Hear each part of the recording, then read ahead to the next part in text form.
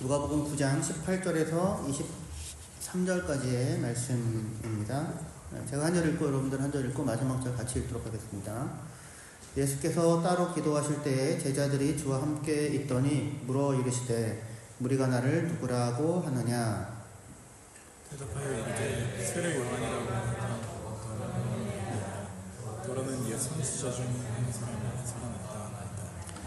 예수께서 이르시되 너희는 나를 누구라 하느냐. 베드로가 대답하여 이르되 하나님의 그리스도 신이이다 하니 경고하사 이 말을 아무에게도 이르지 말라 하시고 이르시되 인자가 많은 고난을 받고 장로들과 대제사장들과 서기관들에게 버림받아 죽임을 당하고 제3일에 살아나야 하리라 하시고 또 무리에게 이르시되 아무든지 나를 따라오려거든 자기를 부인하고 날마다 제 십자가를 지고 나를 따를 것입니다.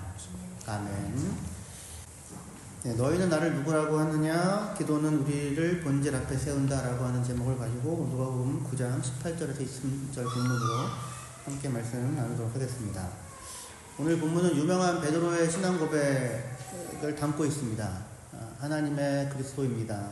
우리가 잘 아는 건 마태복음 버전이죠. 주는 당신이 그리스도시고 살아계신 하나님의 아들입니다. 그리스도라는 고백을 담고 있습니다. 오늘 설교를 통해서 확인하려고 하는 바는 이 베드로의 이 신앙 고백이 이루어지기 전에 예수께서 기도하셨다라고 하는 누가복음의 기록이 있는데요. 그 기록이 의미하는 바를 좀 살펴보려고 합니다. 예수님의 기도와 베드로의 신앙 고백이 어떻게 연결되는지, 오늘날 우리의 삶에 던지는 물음과 대답이 무엇인지를 함께 생각하며 우리의 신앙의 자세를 새롭게 하였으면 좋겠습니다. 누가복음이 전해주는 예수님에 대한 특징적인 묘사가 있다면 그거는 예수님께서 기도하셨다라고 하는 겁니다. 물론 다른 복음서에도 기도의 모습이 나타나긴 하지만 누가복음에 특징적으로 아주 중요한 순간순간마다 예수님께서 기도하셨다라고 하는 언급이 특별히 명시가 됩니다. 세례를 받으실 때 예수님께서 기도하셨다라고 그렇게 누가복음이 기록하고요.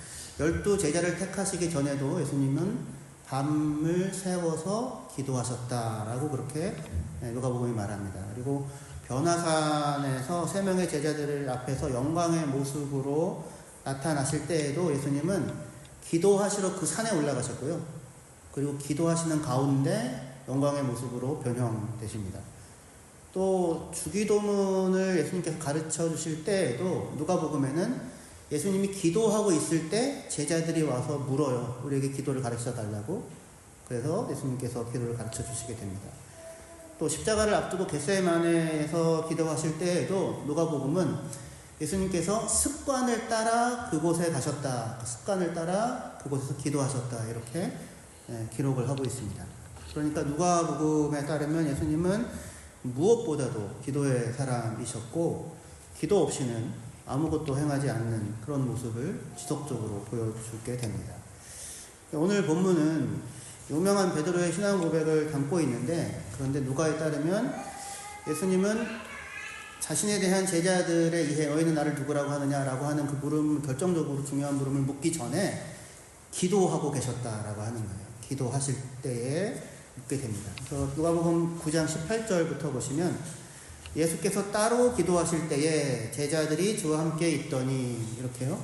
물어 이르되 무리가 나를 누구라고 하느냐. 대답하여 이르되 세례 요한이라 하고 더러는 엘리야라 더러는 옛 선지자 중에 한 사람이 살아났다 하나이다. 예수께서 이르시되 너희는 나를 누구라고 하느냐. 베드로가 대답하여 이르되 하나님의 그리스도이시니이다 하니 이렇게 말씀합니다. 그러니까 18절에 보시면 예수께서 따로 기도하실 때에 제자들이 주와 함께 있었는데 예수님께서 혼자 기도하시고요. 제자들은 같이 있긴 하면서 기도 안 하고 있는 거예요. 예수님 혼자 기도하고 계십니다. 제자들은 거기 같이 있고요. 근데 그때 예수님은 이제 기도하신 뒤에 제자들에게 2가지 물음을 물으세요. 무리가 나를 누구라고 하느냐, 그리고 너희는 나를 누구라고 하느냐 이렇게 묻게 됩니다. 예수님의 이제 궁극적인 관심사는 제자들이 예수님을 누구로 알고 있는지, 그게 굉장히 중요한 관심사였을 거예요. 그때 이제 너희는 나를 누구라고 하느냐? 베드로가 당신이 하나님의 그리스도십니다 고백을 하게 되는데, 이 베드로의 고백이 이루어진 곳은 마태나 마가복음에 따르면 가이사랴 빌립보라고 하는 곳이에요. 가이사랴 빌립보.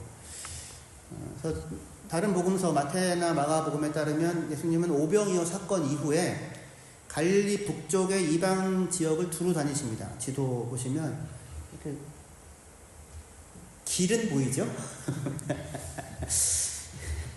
뭐 보여도 뭐 거기가 어디냐 이렇게 위쪽으로 갈릴리 북쪽으로 이방 쪽으로 두루 다니십니다. 그래서 두로와 시돈 지방까지 올라가셨고 거기서 수로보니게 시리아 페니키아 그 여인을 만나셔서 딸을 고쳐주시고 또 내려와서 데가볼리 지역 쪽에 그 갈릴리 지역에서 귀 먹고 말 못하는 사람을 치료하시고 또 그곳에서 칠병이어 사건으로 많은 사람들을 먹이십니다. 다 이방 지역 쪽에서 따라온 사람들을 먹이신 거예요. 이렇게 이방 지역을 배경으로 활동하시던 중에 예수님이 제자들을 데리고 가이사랴 빌립보라고 하는 곳에 이르렀을 때 그곳에서 너희는 나를 누구라고 하느냐 이렇게 묻게 됩니다. 가이사랴 빌립보라고 하는 지역은 당시 헤롯 대왕의 아들이었던 분봉왕 빌립에 의해 다스려지고 있던 곳이었는데 본래는 그 이름이 파니아스라는 이름으로 불렸어요. 왜냐하면 판신을 섬기는 판신에게 바쳐진 곳이었었거든요. 그런데 분봉왕 빌립이 기원전 3년경에 이 도시를 재건하고 확장하면서 이 도시를 당시 로마 황제였던 아우구스투스 카이사르, 그 카이사르의 이름과 자기 이름 빌립을 따서 카이사르 빌립보라고 그렇게 이름을 졌던 거예요. 이곳에는 판신전, 그 사냥의 신, 뭐 이렇게 되죠. 판신전과 제우스 신전이 있고요. 그리고 아우구스투스 황제에게 바쳐진 신전도 있었습니다. 그러니까 다시 얘기해서 제우스 신전도 있고 황제에게 바쳐진 신전도 있고 다른 신전들도 있는, 그래서 당시에 정치와 종교를 관장하는 존재들이 한 곳에서 숭배를 받는 그런 지역을 배경으로 하여서 예수님은 너희는 나를 누구라고 하느냐 이렇게 물으셨던 거예요. 이 사진을 보시면 잘 보이세요? 까맣게만 보이는구나. 네. 여기가 가이사랴 빌립보고요. 두 번째 사진은 제 얼굴만 보이죠? 인증샷입니다. 나 여기 왔었어. 이렇게 뒤에 절벽같이 이렇게 돼 있거든요. 다음 사진 보시면 거기에 이제 설치되어 있는 소개하는 그 광고판이었는데 이렇게 되어 있었습니다. 복원도예요. 그래서 제일 이쪽에가 황제 아우구스투스에게 바쳐진 신전이고요. 가운데가 제우스에게 바쳐진 신전이고 그 사이에 판에게 바쳐진 신전이고 여러 신들에게 바쳐진 곳이 있는 곳입니다. 그러니까 절벽 앞에 이렇게 있고 그 앞쪽에는 넓은 정원 같은 이런 곳인데 물도 많고 막 물고기들도 막 이렇게 있고 그리고 그거를 지나서 절벽 앞에 이렇게 서면 뭔가 있어 보여요. 거기에 뭔가 있는 것 같은 그런 느낌이 듭니다. 그래서 지금 예수님은 제국의 향기가 물씬 풍기는, 그리고 이 종교적인 분위기가 물씬 풍겨지는 그런 곳에 제자들을 굳이 데리고 가신 거예요. 가이사랴 빌립보까지. 그리고 그곳을 배경으로 너희는 나를 누구라고 하느냐라고 그렇게 물었던 것입니다. 그때 베드로는 당신이 그리스도입니다라고 고백을 하는데, 가이사랴 빌립보라고 하는 이런 배경으로 이 말을 이해한다면 당신이야말로 만왕의 왕이고 당신이야말로 만주의 주이십니다 라고 하는 그런 고백으로 이것을 우리가 들을 수 있을 거예요. 그러니까 베드로의 이 고백은 예수님의 사역에 있어서 정말로 결정적인 분수령을 이루었던 사건이었습니다. 마태복음에 따르면 예수님은 이 베드로의 이 고백 위에 당신의 교회를 세울 것이라고 얘기하시고 음부의 권세가 그 교회를 결코 이길 수 없을 것이라고 선언하셨습니다. 이렇게 중요한 고백을 이끌어내기까지 예수님은 그동안 제자들을 부르고 하나님 나라의 복음을 가르쳐 주시고 12를 따로 세워서 그들을 파송하시고 그리고는 그들을 통하여 목자 없는 양같이 방황하던 이스라엘 백성들을 오병이어로 먹이는 그런 놀라운 경험까지 하게 하셨습니다. 예수님이 떡을 떼가지고 제자들에게 주거든요. 그럼 제자들이 그걸 가지고 사람들에게 날라주는 거예요. 계속 왔다 갔다.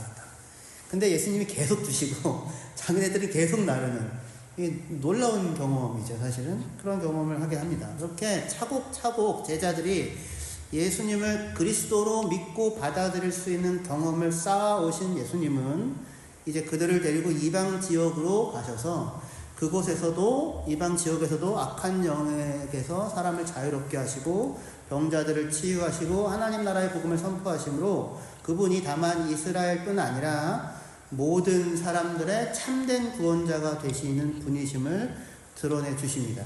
그리고는 마침내 가이사랴 빌립보 지역으로 제자들을 데리고 가서 너희는 나를 누구라고 하느냐 묻고 베드로가 당신이 그리스도입니다 라고 하는 고백을 이끌어내셨던 것입니다.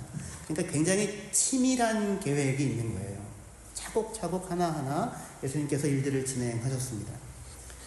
그런데 이게 마태와 마가가 기록하고 있는 당신이 그리스도입니다 라는 고백의 배경이거든요. 그런데 누가복음은 오병이어 사건을 기록한 뒤에 예수님께서 이방 지역에서 행한 여러 마태와 마가의 기록을 그 전체를 통째로 다 그냥 생략합니다.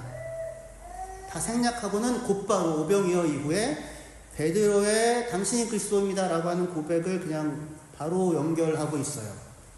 그래서 누가는 이 고백이 어디서 이루어졌는지 어떤 장소에 대한 언급을 전혀 하지 않습니다.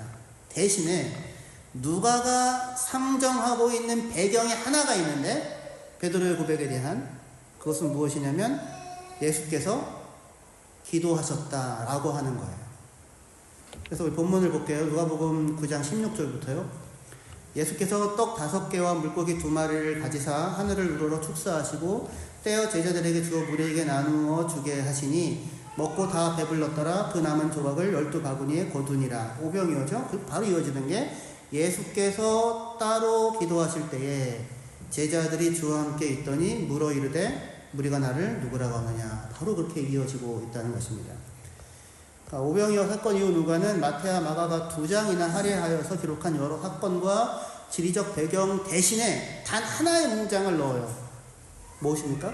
예수께서 홀로 기도하실 때라고 하는 문장이에요. 지리적 배경이 누가에게 안 중요하다는 게 아닙니다. 누가 굉장히 지리적 배경에 민감한 사람이고 전문가입니다. 그런데 그걸 기록하지 않아요.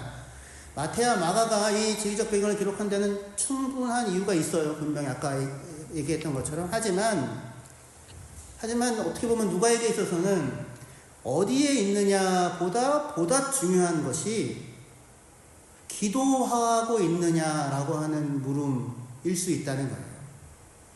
어디에 있느냐라고 하는 것보다 그곳에서 너는 기도하고 있느냐라고 하는 물음이 어쩌면 우리에게 더 본질적으로 중요한 물음일 수 있겠다라는 생각을 갖게 합니다. 저와 여러분들이 지금 어디에 있어요? 램스타인 주변에 독일 땅에 있게 되죠. 우리에게 있어서 너무나도 중요한 공간적 배경입니다.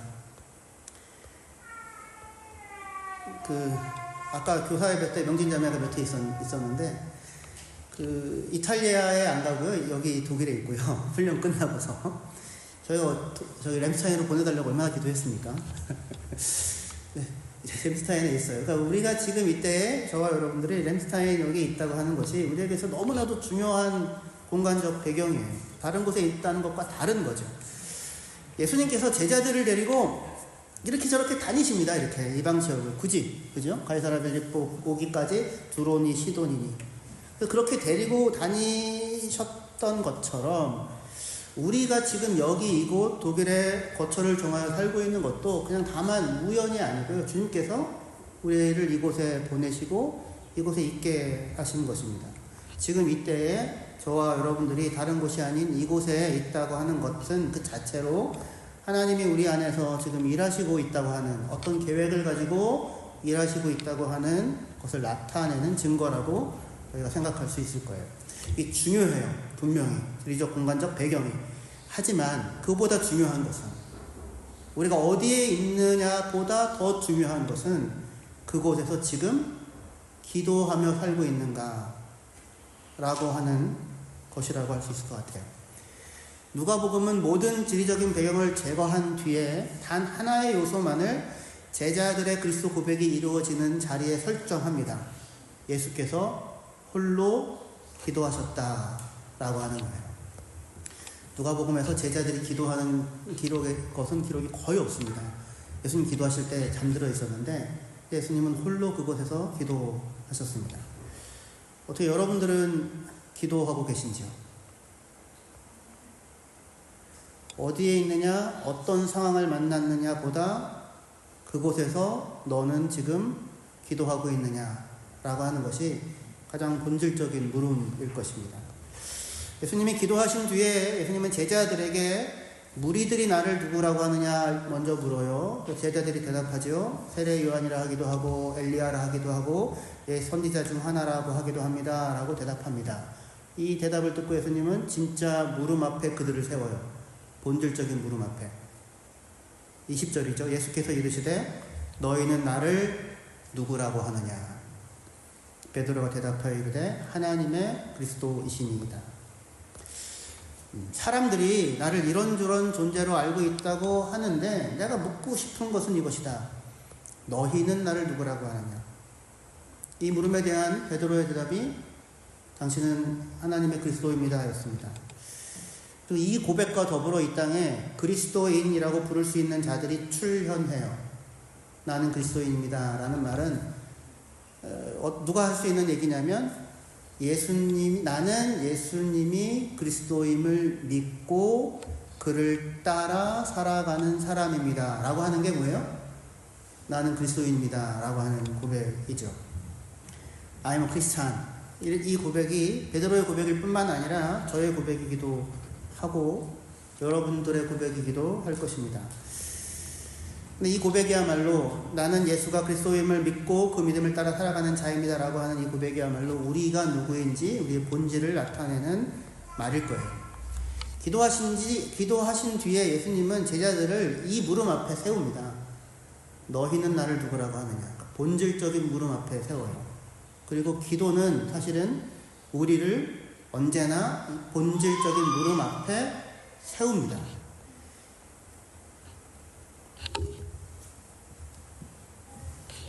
물론 우리가 생각하는 기도는 이걸 원하는 이 일을 주십시오 또는 원하지 않는 이 일이 일어나지 않게 해주십시오, 피할 수 있게 해주십시오. 이게 대부분의 우리가 생각하는 기도이죠. 그래서 그 기도의 응답을 많이들 받으시며 살아오셨나요? 예. 그래서 내가 원하는 일이 이루어지고 내가 원하지 않는 일을 피할 수 있게 되었을 때 감사했지요. 그리고는 그리고서 근데 그게 그렇게 되었다고 끝이던가요? 그 무수한 기도의 응답 가운데 여기까지 어떻게 보면 왔다고 할 수 있는데 정말 중요한 것은 내가 원하는 것을 내가 얻었고 내가 원하지 않는 것을 피했다가 아니라 그 속에서 너는 지금 그리스도인으로 하나님 앞에 기도하는 자로 살아가고 있느냐가 사실은 언제나 우리가 물어야 할 중요한 물음일 것입니다. 기도는 우리를 본질 앞에 세웁니다. 기도할 때 우리는 사람들의 눈앞에서 기도하는 척 할 수 있을까요? 사람들의 눈앞에서 기도하는 척 할 수 있을까요? 뭘 할 수 있죠. 할 수 있겠죠. 만약 그렇다면 그건 기도가 아닐 겁니다. 당시 바리새인들과 직업적인 종교인들이 길거리에 서서 손을 들고 오랜 시간 기도하기도 했었습니다. 하지만 이건 쇼죠. 기도는 아니죠. 세상에 기도만큼이나 눈에 띄지 않는 것이 있을까요? 알 수가 없어요. 헌금은 하면 주부의 이름이라도 나잖아요. 예배는 우리가 참여하면 사람들이 알아보고 알기라도 하죠. 봉사는 누군가에게 도움을 준다는 보람이 있고 또 상대가 알아준다고 하는 만족감도 있죠. 물론 안 알아주면 승질나기도 하지만 기도는 그렇지 않아요. 기도는 오직 하나님과 나만이 아는 비밀한 사귐입니다. 그건 누구도 알 수 없는 하나님과 나만이 아는 비밀한 사귐이에요. 18절에 따르면 예수님은 홀로 기도하셨다고 얘기합니다. 제자들은 같이 있었지만 그들은 기도하지 않았어요. 겟세마네에서도 변화산에서도 제자들은 잠을 이기지 못하여 잠들어 있거나 슬픔에 지쳐서 또는 근심에 지쳐서 잠들어 있었습니다. 그러나 그때에도 예수님은 아랑곳하지 않고 홀로 기도하셨어요. 왜요? 예수님에게 있어서 하나님은 그가 상대하며 살아가야 할 가장 중요한 존재였기 때문입니다. 하나님보다 더 중요한 자기 인생에 중요한 분이 없는 거죠. 자기를 이 땅에 보내신 분이 아버지 하나님이고 자기 앞에 놓인 길이 무엇인지 들려줄 분도 하나님이고 그리고 그 길에 동행하시며 힘을 공급해 주시는 분 또한 하나님이시기 때문에 예수님은 홀로 제자들이 잠들어 있어도 하나님을 찾아 기도하시게 됩니다. 기도할 때 그때 우리는 비로소 하나님을 하나님으로 대하게 되는 거예요. 홀로 기도하신 후에 예수님은 제자들에게 물으십니다. 많은 사람들이 나를 따라다니며 나에 대해 열광하고 나에게서 무언가 얻을 것이 있을까 하여 나를 쫓고 있구나. 좋다. 그렇다면 나는 너희에게 묻고 싶다. 너희에게 있어서 나는 누구냐? 너희는 나를 누구라고 하느냐? 예수님의 이 물음보다 더 본질적인 물음이 있을 수 있을까요? 이 물음을 묻게 하는 것이, 이 물음 앞에 서게 하는 것이 사실은 기도입니다. 오늘 설교를 통해서 우리 모두가 스스로에게 물을 수 있었으면 좋겠습니다. 여러분에게 있어서 예수님은 누구입니까? 여러분들은 왜 교회를 다니고 있습니까? 여러분들에게 있어서 교회는 무엇입니까? 예수가 그리스도라고 하는 사실을 믿고 그 사실을 고백하기 때문에 교회에 나와서 신앙생활을 하고 있다면 그럼 여러분들은 그리스도인으로서 신앙생활을 하고 있는 것일 것입니다. 여러분 가운데는 이렇게 얘기하는 분이 있을 수도 있습니다. 저는 아직 그리스도라고 하는 말이 낯설고 그 말이 뭘 의미하는지도 잘 모르겠습니다. 하지만 나는 예수님을 알고 싶고 믿고 싶고 따르고 싶은 마음이 있습니다. 나는 아직 내가 그리스도인이라고 자신있게 말할 수는 없지만 그러나 나는 그렇게 되고 싶은 마음이 있습니다. 만일 여러분에게 이런 마음의 소원이 있다면 이것이 여러분의 진실한 고백이라면 여러분은 지금 바른 신앙의 길 위에 서서 살아가고 있는 중이라고 말할 수 있을 것입니다. 바울도 자신이 그리스도를 다 안다고 생각하지 않았습니다. 그는 예수님을 알고 싶었고 그분을 더욱더 알기 원했습니다. 저도 마찬가지입니다. 그러니 여전히 우리에게 있어서 정말로 중요한 물음은 동일합니다. 너희는 나를 누구라고 하느냐? 라고 하는 주님의 물음입니다. 이건 다른 어떤 누군가의 물음이 아니라 예수님께서 친히 우리 각 사람에게 던지는 물음입니다. 너에게 있어서 나는 누구냐? 너는 나를 누구라고 생각하고 나를 따르고 있느냐? 이 물음은 동시에 뒤집어 보면 주께서 이렇게 말씀하시는 것일 수도 있어요. 주님이 하시는 말씀입니다. 나에게 있어서 네가 어떠한 존재인지 너는 도대체 아느냐? 라고 하는 물음일 수도 있습니다. 여러분에게 있어서 주님은 누구이고 하나님은 어떤 분이십니까? 여러분에게 있어서 교회는 어떤 것이고 예배는 무엇이고 신앙생활이라고 하는 것은 도대체 무엇입니까? 그냥 묻나요? 그냥 다니면 되죠. 그렇게 하지 마시고 잘 모르겠다고만 말하지 마시고 지금이라도 이 물음을 물으셔야 합니다. 이 물음을 하나님께 묻는 것이 기도입니다. 기도는 우리로 하여금 본질 앞에 서게 합니다. 물론 신앙에 어렸을 때의 기도는 진실 앞에 설 수 있는 용기를 갖게 하기보다는 내가 원하는 일들이 이루어지게 해달라는 요청이든지 내가 원하지 않는 일이 내게 닥치지 않게 해달라는 강구이든지 하였을 것입니다.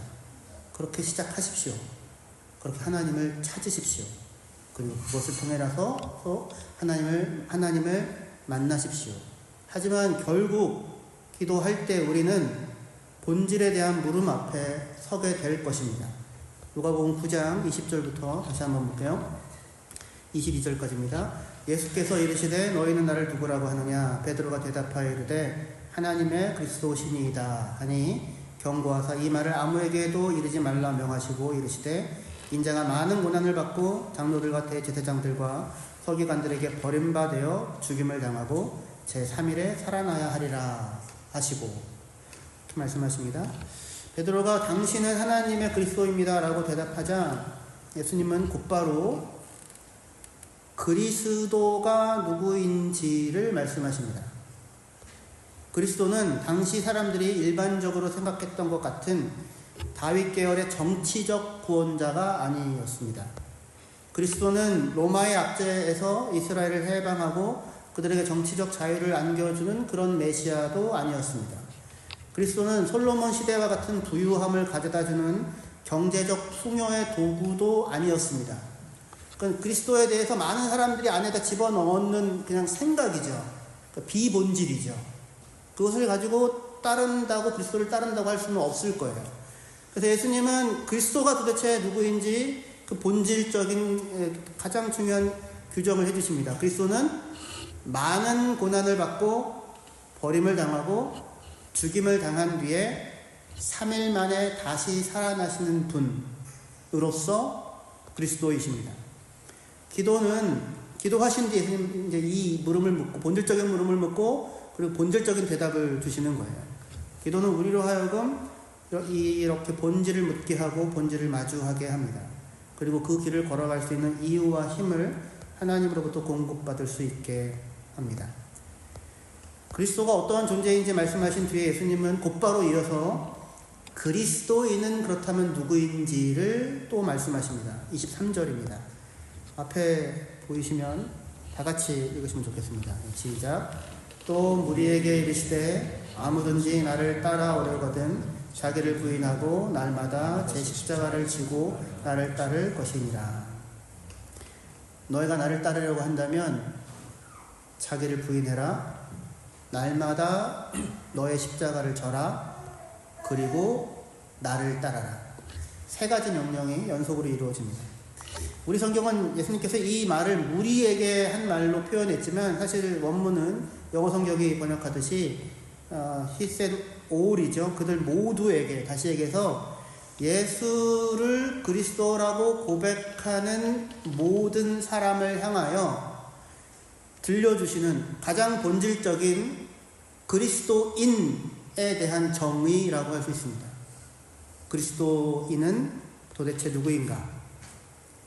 예수가 그리스도임을 알고 믿고 그를 따르는 자라고 한다면 그는 자기를 부인하고 날마다 자기 십자가를 지고 그리고 그리스도를 따라야 할 것입니다. 우리 같은 사람이 어떻게 이 길을 갈 수 있을까요? 그리고 도대체 자기를 부인한다는 것은 뭔가요? 날마다 자기 십자가를 진다는 건 뭔가요? 그리스도를 따른다는 건 뭔가요? 아시나요? 그러니까 뭘 해야 돼요? 기도를 해야 되는 겁니다. 기도를. 예수님도 그리스도로서 당신의 존재와 본질과 사명을 확인하고 그것에서 벗어나지 않기 위해, 완수하기 위해 기도하고 또 기도하셨습니다. 기도하지 않고는 한 걸음도 나아가지 않으셨습니다. 새벽에 기도하시고요. 밤을 새워 기도하셨고요. 습관을 따라서 기도하셨습니다. 우리가 쉬지 말고 기도해야 하지만 지금은 우리가 더욱더 기도해야 할 때입니다. 사순절 기간이기도 하고요. 사순절 부활절을 맞기까지 지금부터 세면 거의 40일 정도 남아있거든요. 40일 동안의 기간이 우리 앞에 있습니다. 그 기간 동안 기도하며 하나님을 찾으실 수 있기를 바랍니다. 해달라, 이렇게 해달라라고 하는 기도, 그리고 이런 일이 안 생겼으면 좋겠습니다라고 하는 기도를 물론 하십시오. 얼마든지 하십시오. 하나님을 찾으십시오. 하지만 그 기도하는 과정에서 너희는 나를 누구라고 하느냐, 너에게 있어서 도대체 나는 누구냐라고 하는 주님의 물음 앞에 자기 자신을 반드시 세워보시기를 바랍니다. 나아가 교회는 나에게 무엇이고 예배는 내게 있어서 무엇이며 은혜는 무엇이고 섬김은 무엇인지 라고 하는 물음 앞에 자기 자신을 세워볼 수 있기를 바랍니다. 그것을 하나님께 묻고 기도하십시오. 그럴 때에 솔직한 여러분들의 마음을 고백하십시오. 이렇게 제가 늘 얘기하는데 기도할 때 이렇게 정답이 있으면 그 정답 나름 생각하는 거, 이런 게 되게 하여 주시옵소서. 제가 맨날 보기만 해도 그냥 믿고 막 싫은데 사랑할 수 있는 마음을 주시옵소서. 막 이런 거 하지 마시고요. 미워 죽겠습니다를 하세요. 그냥 왜 미운지를 모르겠어요. 이걸 하시라고요. 자기를 하나님 앞에 들여다보셔야 되는 거예요. 왜 이런 상황이 내게 있는지, 무엇 때문인지, 하나님 내게 무슨 문제가 있는 것인지 알게 하여 주시옵소서부터 하셔야 되는 겁니다.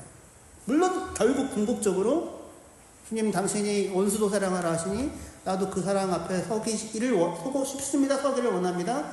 그런데 나는 힘듭니다. 이렇게 해야 되는 거죠. 솔직하게 내 사정과 형편을 있는 그대로를 가지고 하나님을 찾으십시오. 그러면 하나님께서 우리에게 마땅히 우리가 가져야 하는 마음을 갖게 하시고 무엇이 진실인지 무엇이 진정한 문제인지 자기 자신의 모습을 비추어 주실 것입니다. 그리고 그 마음이 달라져야 한다면 달라질 수 있는 마음도 기회도 힘도 하나님이 우리에게 주실 것입니다. 저희 기도합시다. 기도합시다. 다음 주에 제가 물어볼게요. 기도하고 한 주간 동안 사셨습니까? 아무도 알 수가 없습니다. 목사님 저 기도하고 살았습니다. 이거 얘기해도 그렇죠? 제가 어떻게 알 수 있겠습니까? 그러나 하나님과의 여러분들의 내밀한 시간이잖아요. 이 시간을 반드시 확보하십시오. 걸으면서 기도하는 거 아주 좋습니다. 무릎 꿇고 기도하시는 것도 좋겠지만 걸으면서 일하시면서 청소기 돌리시면서 설거지 하시면서 기도하십시오. 놀라운 마지막 말씀인데요. 고대에는 아무나 기도하지 할 수 없었습니다. 기도는 오직 제사장들만 전문적인 훈련을 가지고 기도문을 제대로 쓸 수 있는 사람들만 고대에는 기도할 수 있었어요. 그런데 우리는 아니죠.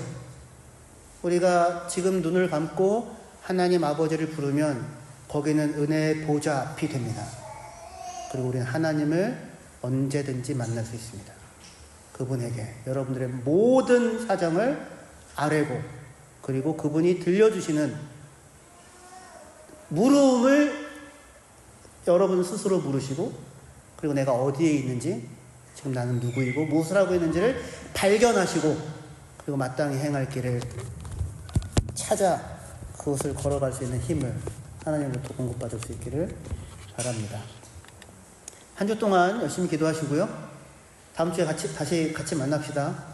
얼굴이 어떤 모습, 얼굴로 만날 수 있을지 기대가 됩니다. 다음 주에 만나서 믿음 안에서 교제하실 수 있는 저와 여러분들 되기를 바랍니다.